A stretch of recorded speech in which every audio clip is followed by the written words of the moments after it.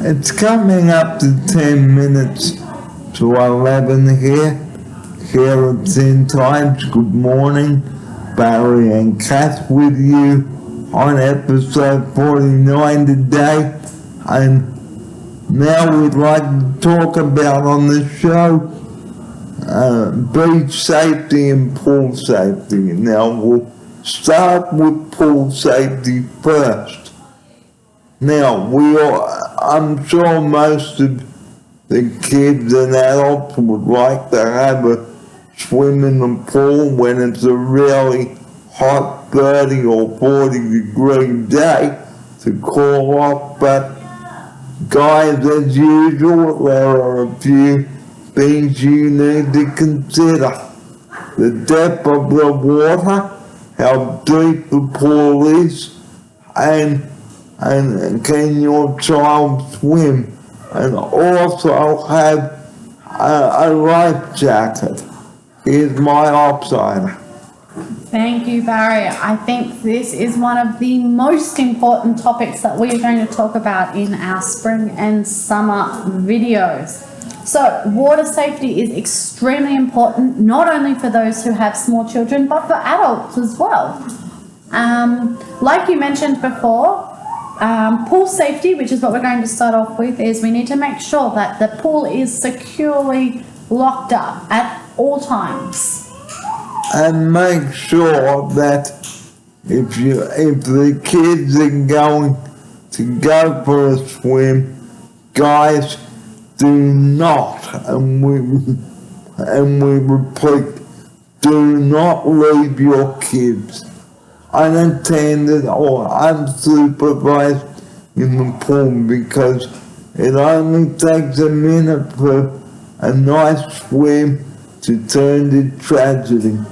Here's my offsider. That's right, Barry. Even your child may be the best swimmer, you always need to make sure we have eyes on the kids at all times. Adult supervision is the key. And please check the depth of your water before you go swimming. Here's my offsider. That's right. It's really, really important not to dive into waters that you do not know how deep. Because like I just said, it only takes a minute for a child to drown in Australia, and and we're going to be talking about knowing how to do CPR by the pool.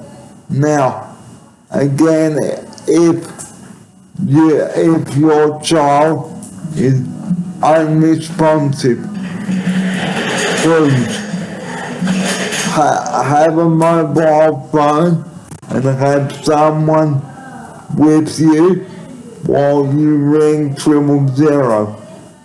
Here's my offsider. That's right, Barry. As soon as you find someone, whether it be a child or an adult, unresponsive, the first thing you need to do is get them out of that water. Be careful, they may have a spinal or neck injury. And make sure that you don't injure yourself in the process while getting the child out. Here's my offsider. That's right, Barry. So once you have got the person out of the water, the next thing is to do is to check if they are breathing or not. So if they are not, follow the CPR chart, and I think it's about 5 blows until the chest rises. Is that right? Yes. 5 blows to the chest, and then take a break, and then another 5. If the person is still unresponsive, guys, ring 000 straight away and ask for an ambulance, and tell them exactly where you are, and tell the person to tell the person not to panic. Here's my offsider. That's right, Barry. It's really important to make sure your pool or when you're around water that is in your house, that you have a CPR chart up. And you mentioned before the compression to ventilation ratio. It is actually 30 compressions to 2 breaths, Barry. So 30 compressions to breaths, guys. Okay. And if you have a defibrillator in your house, which hangs up on the wall in a bag, try that first. If that doesn't work, call the ambulance. Here's my offsider. That's right, Barry. Very important information. Now getting back to pool safety, please. Like I've just mentioned, okay, we know if your kid wants to have a swim in the pool, but pool safety is important.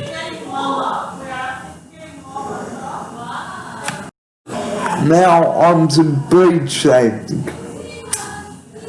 We like to go to the beach. Well, I can, but I can't go for a swim at this time.